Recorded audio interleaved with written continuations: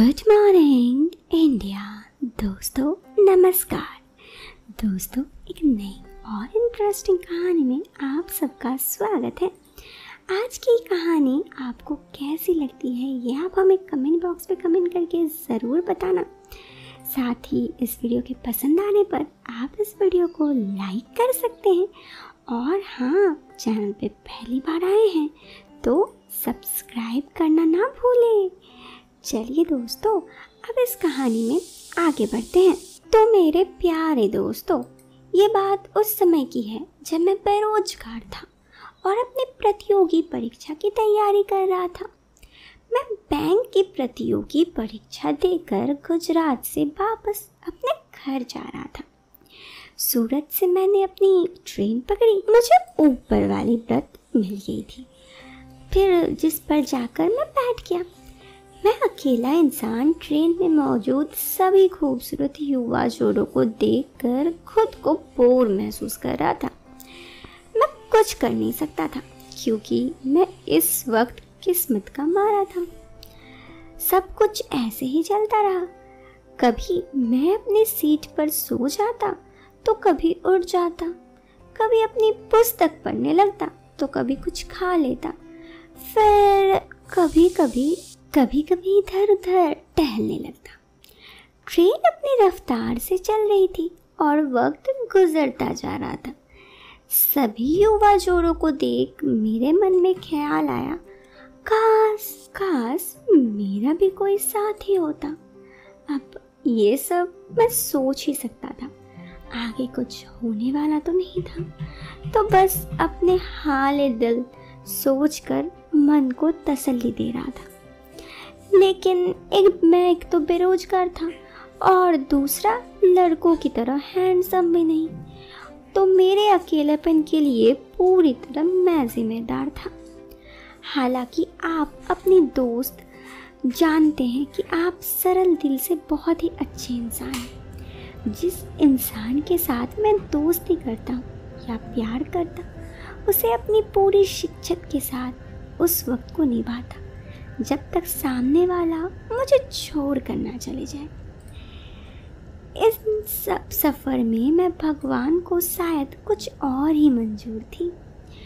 वो नहीं चाहते कि मैं ये सफ़र तन्हाई और अकेलापन के साथ बिताऊं, इसलिए उन्होंने मेरे साथ एक साथी भेज दिया। Train Ratlam station railway station पर रुकी। वहाँ से एक ज़्यादा खूबसूरत तो नहीं लेकिन बहुत ही अच्छे दिखने वाली मालकिन एक बंजारन लड़की अपनी कबीले के साथ ट्रेन में चढ़ गई। उन लोगों को शायद जानकारी नहीं थी, इसलिए वो सब रिजर्वेशन डिब्बे को खाली देख उसमें चढ़ गई। मेरी सीट के नीचे वाली तक आसपास की सीटों पर सब लोग बैठ गए। पहले तो वो लड़की मेरे नीचे वाली सीट पर बैठी, बाद में उठकर लोअर बर्थ पर आ गई। मैं उसे बड़े ही गौर से देख रहा था।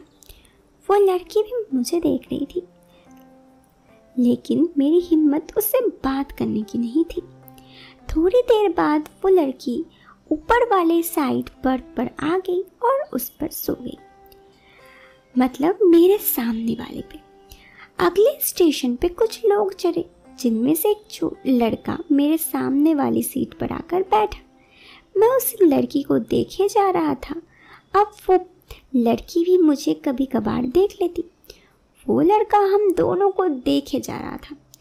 उस लड़के को हम दोनों भी नोटिस कर रहे थे, जिसे देखकर मैं मुस्कुरा गया।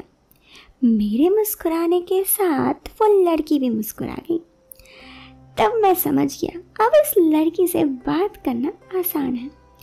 मैंने इशारे से अपनी सीट पर आने के लिए कहा, लेकिन उसने मना कर दिया। उसके बाद इशारों में ही उसे अपना नंबर देने के लिए कहा। वो लड़की कभी इशारे से धीरे धीरे बोलकर अपना नंबर बोलने लगी, लेकिन ट्रेन की आवाज़ और लोगों के शोरगुल में कुछ समझ ना आ रहा था। मैंने एक कागज़ पर अपना नंबर लिख उसकी तरफ फेंक दिया और उसे फ़ोन करने के लिए कहा। उसने तुरंत मुझे फ़ोन किया और हम दोनों धीरे धीरे बात करने लगे, जिससे किसी को सुनाई नहीं दे रहा था और कोई शक भी ना कर सके। बातों बातों में उसने अपना नाम सुनीता बताया और बताया कि कहाँ जा रही है। हम दोनों की बातें काफ़ी देर तक चलती रही।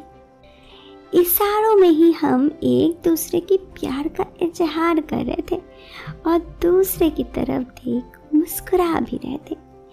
तभी मैंने सुनीता को एक फ्लाइंग किस दे दिया, तो बदले में सुनीता भी मुस्कुरा कर वापस दे दी। इशारों में हम दोनों ने ऐसा बहुत कुछ पूछा तो उसने मना कर दी। मैं तुम्हें फिर कभी बुला लूँगी, उसने ये कहा। मैंने उसे कहा ठीक है, लेकिन जब अंधेरा हो जाए, सब सो जाए, तो ट्रेन के बाथरूम की तरफ आ जाना, जिसमें मैं तुम्हें और अच्छे से बात कर सकूँगा। पहले तो उसने मना कर दिया, लेकिन काफ़ी देर तक मेरे मनाने के बाद वो मान गई और हम दोनों रात का इंतज़ार करने लगे। हम दोनों एक दूसरे को आंखों ही आंखों में देख रहे थे और सोच रहे थे कि कब ये सफ़र आधे रास्ते पहुँचे, यानी कब रात हो। बस ऐसे ही मैं इशारों से उसे बहुत कुछ कह रहा था। एक दूसरे के आंखों में सारी बातें हो रही थी। अंधेरा भी हो गया था, सब लोग नींद की गिरफ्त में आ चुके थे, लेकिन हम दोनों आंखों ही आंखों में बात कर रहे थे। फिर रात के लगभग 11 बजे जब पूरा कंपार्टमेंट नींद के आगोश में आ गया, तो मैं ट्रेन पर अपनी सीट से उतर बाथरूम की तरफ जाने लगा। सुनीता को भी आने के लिए कहा। लगभग 5 मिनट बाद सुनीता आई और फिर मुझसे कही, बताओ क्या बात करनी है। मैंने उसे उसी वक्त तुरंत अपने दिल का इशारा किया और उसके बाद उसने भी अपने दिल की बात बताई। फिर हम दोनों थोड़ी देर ऐसे ही मुस्कुराते रहे। फिर थोड़ी देर बाद सुनीता और मैं वापस आ गया। सुनीता सो गई। सुबह 3 बजे मेरा स्टेशन आ गया। मैंने सुनीता के पास पिता का एक पत्र रख दिया, जिसमें मैंने उसे उसके प्यार के लिए शुक्रिया किया। मैं स्टेशन पर उतर गया। जब सुनीता जागी तो उसने मुझे फ़ोन किया और रोने लगी। सुनीता कह रही थी वो मेरे बिना नहीं रह पाएगी। मैंने उसे कहा क्यों? उसने कहा वो चाहती है कि हम दोनों फिर मिले और पूरे इम्तिहान से मिले। मैं उससे कहा अगर वक्त ने चाहा तो और किस्मत ने साथ दिया तो हम दोनों ज़रूर मिलेंगे, एक दूसरे को सुकून देंगे। वो रो रही थी। मैंने उसे समझाया और वादा किया उससे मिलने का। दोस्तों, लेकिन फिर अब तक किस्मत में ऐसा दोबारा नहीं हुआ कि हम मिले। फिर अगर कभी मिली वो मुझसे तो मैं क्या हुआ ये बात आपको ज़रूर बताऊंगा। अभी के लिए दोस्तों इस वीडियो से लेती हूँ अलविदा। मिलते हैं नेक्स्ट वीडियो में। आप इस वीडियो को लाइक कर सकते हैं और चैनल पे पहली बार आए हैं तो सब्सक्राइब करें। Till then bye bye, take care.